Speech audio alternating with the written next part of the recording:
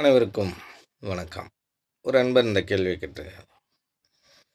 UG Krishnamurthy என்ற ஒரு தத்துவ ஞானி இப்படி சொல்லியிருக்காரு.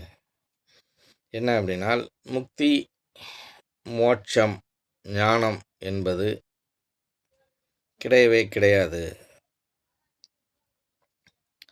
இந்த உடலுக்கு தான்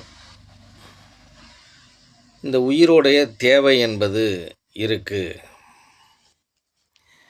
இந்த உடலுக்கு இந்த முக்தியும் ஞானமும்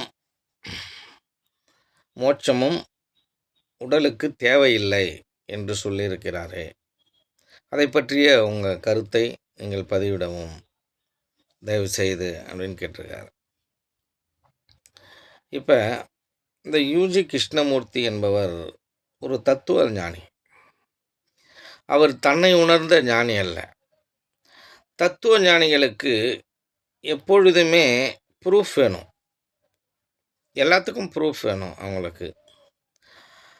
ரெண்டாவது, அவங்க எதை சார்ந்து அவர்கள் அவர்களுடைய பயணம் இருக்கிறதோ அதை சார்ந்து தான் அவர்களால் பேச முடியும்.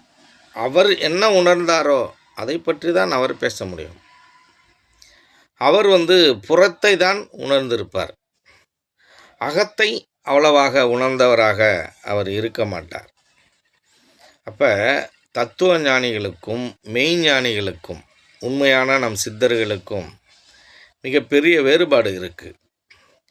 இவர்களெல்லாம் புறத்தை சார்ந்து தத்துவங்களை சொல்பவர்கள். சித்தர்களை பொறுத்தவரையிலும் அகத்தை சார்ந்து உண்மைகளை சொல்பவர்கள்.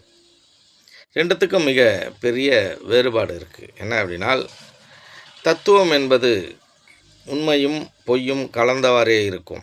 சில நேரங்களில் அது உண்மையாக இருக்கும், சில நேரங்களில் பொய்யாக இருக்கும். இந்த மெய்ஞானம் என்பது எல்லாமே உண்மையாக தான் இருக்கும்.